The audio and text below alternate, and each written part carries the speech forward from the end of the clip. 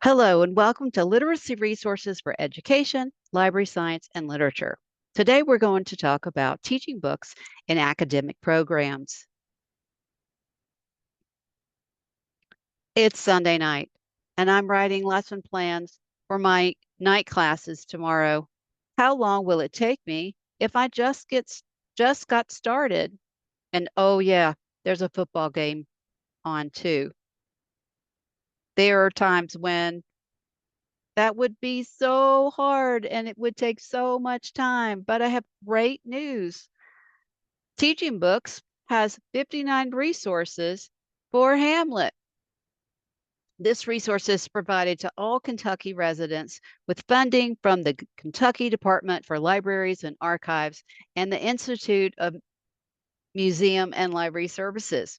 There you'll find 42 book guides, activities, and lesson plans, 16 book readings, including a full audiobook of Hamlet with the text, 6 assessment documents in varying difficulties to meet the needs of all your students, all on one page in Teaching Books. So the short answer is it takes you less time than maybe someone who doesn't have Teaching Books. I'm Deborah Salyer. I'm your Teaching Books trainer. You can reach me at any time at dsalyer@overdrive.com. And I'm happy to help you even after today. What is Teaching Books? It's for anyone who uses books in the work that they do, whether you're reading a required book or you have independent reading, whether you're a teacher, a librarian, a parent, a family member, there are all kinds of resources that support the book that you already have. So let's look at how those resources work and the work you're doing at, in an academic program. We'll start with literature studies, then we'll move on to library science programs, and then we'll finish with education programs.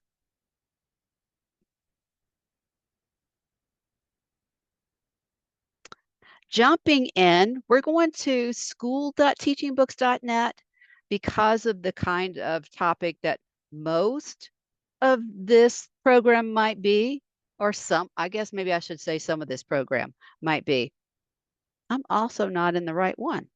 Here we go, Kentucky. So we're going to do, just so you see, here's Teaching Books for Libraries. And then I can use the toggle menu and get over to Teaching Books for Schools, which is where we're going to mostly look today. Now, depending on where you are, you're going to want to log in. I'm going to log in to Kentucky, but if you are at an academic institution, you want to use your institutional email. If you work at a school, you want to use Clever, ClassLink, or Google if that's been set up for your school district. If you're at a public library, you can sign in with your public library card. But you want to sign in so that you can save the things that you find and you can share the things that you find. Let's start with our literature studies. And maybe one of the things that I'm doing in my syllabus is I want them to know more about children and teen book awards. I might start by just saying, I want you to know more about the Newbery Awards. All I have to do is type Newbery with one R, and then I will see awards and distinctions for the Newbery. You can see there are 367 book results. You can also filter down to the winners or the honors. You can use the other filters to maybe look at this particular year, or you could say, let me just see the ones from the past 3 years. Maybe that's the focus that you want to have with your students, that you want them just to look at the newest Newbery titles. Let's choose one of those and just take a peek if you just see the kind of resources that are available for these titles. Here we can see 48 resources. There's a Meet the Author recording, an audiobook excerpt, a video book trailer, how to say the author's name. We've got lots of book guides and lesson plans, including an educator's guide from the publisher. And as you are working with literature studies, one of the things that you might want to lean into with your TeachingBooks access are these multi-leveled lessons, the cultural representation reflections. This is going to ask your students to compare their own lives with the lives they see in a book. They start from the simplest ones and work up to more difficult. So any book that has a cultural representation is going to have one of those multi-level lessons. And then it may have a variety of others. Because this book is a graphic novel memoir, it is a story, it is nonfiction, it is graphic novel. We have that as well that you could use, multi-level lessons for your students to dig a little deeper into specific titles. But maybe we don't know which award we want to do. We could start with browse. And then on the left-hand side, we can browse awards and distinctions. There are 153 different types of awards that we have collections of, including Junior Library Guild, which is the first award a book gets, and goes all the way up to the notables and beyond. Our team is collecting resources and keeping these lists up to date. All you have to do is pause, take a moment, and do it. Another thing that we often do in literature studies, in addition to the classics, is maybe we want them to look at the classics and look at something similar that's a modern day title. We've partnered with School Library Journal, and now you will see, for example, read-alikes for Shakespeare, read-alikes for Hatchet, read-alikes for Great Expectations. Another way for your students to look at a classic text and compare it with a modern day text. All I had to do was search for read-alikes to find those titles. And now you see TeachingBooks goes from long ago titles all the way to what just got published. As you're working on your syllabus and activities in your literature studies classes, maybe you want to think about the resources. What kind of resources does TeachingBooks have and how can I use them? Then we go to browse, and now I'm going to pop open see all collections. Then you'll see all of these resource types over here on the right-hand side, from the book trailers, lots of book trailers, to the Meet the Author recordings, where you won't find those anywhere else. If I go to the Meet the Author recordings, here at the top, for example, Brown Girl Dreaming pops up. And in it, you will see there's a Meet the Author movie, there's a Meet the Author recording, and there's also book trailers. These are great kinds of resources to dig a little deeper into the titles. They're also great for meeting the listening and learning needs of your students because you can hear the author talking, you can read it, you can translate it into multiple languages while they're listening to it in the original. But here Jackie is going to talk about why she wrote this book.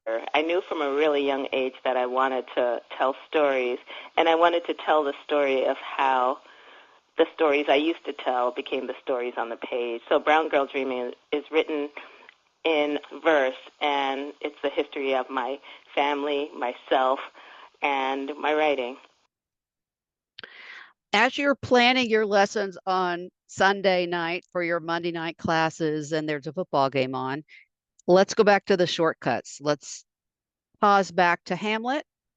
Look at that. I typed it wrong and it still found it. Hamlet, H-A-M. It found Hamlet. Then I go down to my book guides, activities, and lessons. There are 42. You have those TeachingBooks multi-level lessons, but then you have dozens from reliable sources that you could just pull from your video. Maybe on Monday night you were planning to talk about plot.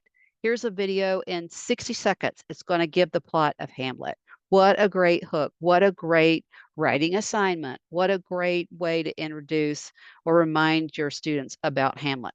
You have those that you can draw from as you're making your lesson plans, whether you're planning ahead or not. But I also want to draw your attention, especially as we talk about literature, to text complexity. Under our original resources, you will see two cards about text complexity. One takes you to the text complexity measures and explains what those are. And the other lets you submit your own text complexity rubric. This is great for doing with your class as you talk about the purpose, the meaning of the story. Um, Moving on to the text structure, how organized? Is it slightly organized? Is it slightly complex? Is it exceedingly complex?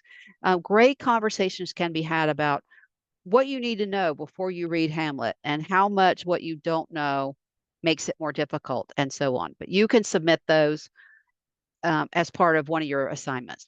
You also can use teaching books with your library science program. Um, Again, leaning into browse, you can use it to build your collection. Maybe you get to a school, maybe you're having your students build a fake book list of biography that they might buy for their school. So they could start with the biography genre and then use the filters to narrow it down to a grade band, choose award winners, recency, grade level, reading level. So you can sort your finds in reading level, and then you can add multiple titles to a list and save those. Um, Excuse me, this is a great skill that they can transfer over into collection development. A great teaching books is a great way to identify award-winning, uh, culturally diverse, grade level appropriate titles that they might use in their as they're building and maintaining their collections. Again, digging back into the awards, but then there's also state list. Every list, no matter where you live, will have your reading list. And for example, here's Kentucky. We can lean into the awards programs, like in Kentucky, there's the Bluegrass, there's Winnie's Christmas Book Club. So that might be something that they want to learn more about. How do I promote that and do that in my school library or my public library science program? Um, and those lists are being collected at Teaching Books. If you want to make your own list, there is a video tutorial. It's about 3-ish minutes long. Very simple to create a list as well. By pasting a list of titles and authors, pasting ISBNs, you've got a spreadsheet. You can upload that. There are lots of ways to make it, but again, there's a video tutorial to help you do that. But one of the things that I think, especially people who are newer to literature, and even after the fact, I use this part all the time. Just today, I was looking at a title. Of course, now it escapes me. Let's go. Oh, let's do this. That way I can show you about the new 2025 books. If I go current year, 2,200 books this year have resources in teaching books. I can already narrow it down by some have award winners. But this book right here, All the Blues of this in the Sky, blue, you're going to need a tissue. If I open it up, it's a good example of a book that has resources, but also you'll see a book resume at the top. This is great for your literature studies class, your classroom teachers, your library science program students, because it will give them all the professional reviews all in one place, show what awards it's won, what the different reviewers say about who the audience is. Um, Again, the reviews are in full. We don't have to go looking. They're all in one place. It also gives us awards that it might have won, primary sources, and we can even preview. If there's an ebook or an audiobook, you'll see links to that on the left-hand side. You can also print this whole thing, or you can print a one page. There's a QR code that if you, whoever you send this to, maybe it's an administrator, they can scan that QR code or type in that title, and they'll get that resource as well. And they can look at the credentials for this particular book. So great for building a collection and proving why a book is shelf worthy. And then the next thing that I want to talk about with the library science program is reader's advisory, of course. No matter which branch of librarianship you go into, you're probably going to be asked for a book that you might want to read next. But suppose this is the book. They want Dogman, and all the Dogman's checked out. Now what do I do? Teaching Books is a great way, a place for you to look to give them a what's next.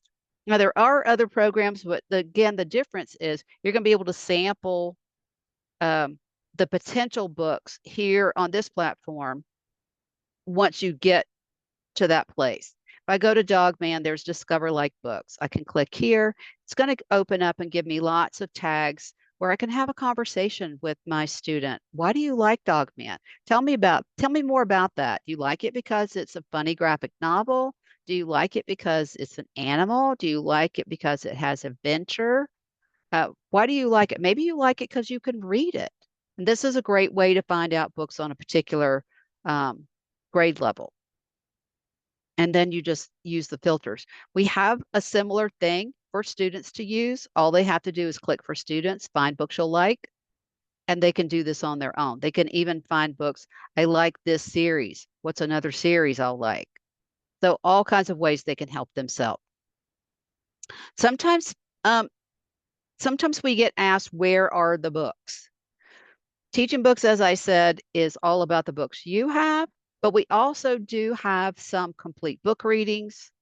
And this is great for helping libraries that struggle with funding, but it's also sometimes a great way for bringing the author in because many of these complete book readings, are the author or illustrator reading these books. Like The Day You Begin has Jacqueline Woodson reading this book. And it's just beautiful book reading. You'll, if you're searching cats, you can come down to complete book readings and you'll see which books have cats. But now that I'm down here in the middle of the page, you see this blue? It says check out and Sora, check out and Sora. If I were in the Teaching Books for Libraries, it would be a Libby symbol because students can now go from Teaching Books straight into Sora because Teaching Books is now owned by Overdrive. So I can click here. It's going to show me what my options are. This is an ebook. I click here. It's going to take me into the ebook platform or the Sora platform. So I can check it out. I can sample it or I can put it on hold. Teaching Books is also great for library outreach. Firekeeper's Daughter and Angeline Booley, hot, hot, hot right now. But there's some great book trailers for this. And if I want my my library community to know more about these books, I don't have time to be everywhere. So this will help you be where you can't be. You can share this page by putting a shelf talker with the book, in the book, near the book, and they can scan that code and it will take them to the book trailer. Lots of ways you can use those resources in your library science program. Just use that share arrow and make your spaces interactive. And lastly, in education, under for educators, there are a few other tabs I want to make sure you see. One is literacy and standards connections. Maybe you have someone in your pre-service educator who is history social studies. They can come into the standards and look at history or look at social studies where we've given you some ideas about how to take the national standards and use the resources at Teaching Books or the tools in Teaching Books or the collections in Teaching Books to help meet those standards on all those different subjects. So you have the standards connections. We also have an early literacy toolkit. If you have pre-service teachers who are doing early literacy, so many things we don't have time to talk about today, but we've identified titles that reinforce, for example, the long A or the long O or rhyming stories. And there's also printables that support those so they can dot stamp and write, etc.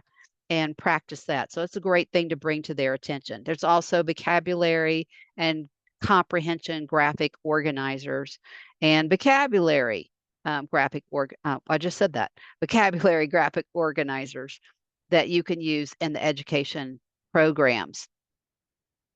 Again, if I'm for educators and I'm back at the literacy standards, we're back to those multi-leveled lessons.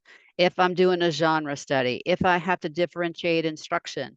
So I have some kids who are reading on a higher level and can answer questions on a higher level. I want them to be challenged. I might give them a level 4 for historical fiction, and I might give other students a level 2, for example. But this is where they're all shown, and then they will show up on the titles that match them. As we wrap up, you might need help. There is always help and support for you. You can go to the video tutorials and help yourself with 2-minute tutorials for everything from how to use teaching books with English language learners to how to use Reader's Theater, or going back to that Reader's Advisory using Discover Like Books.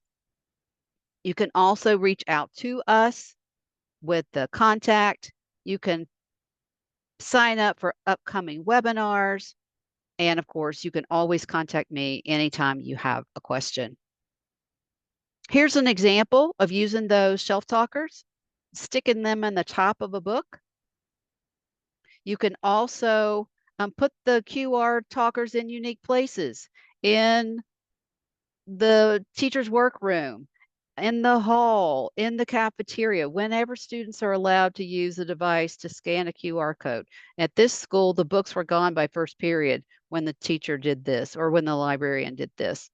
Today, we've talked about literature studies, library science programs, and education programs, and resources to enrich the work you're already doing. What will you do?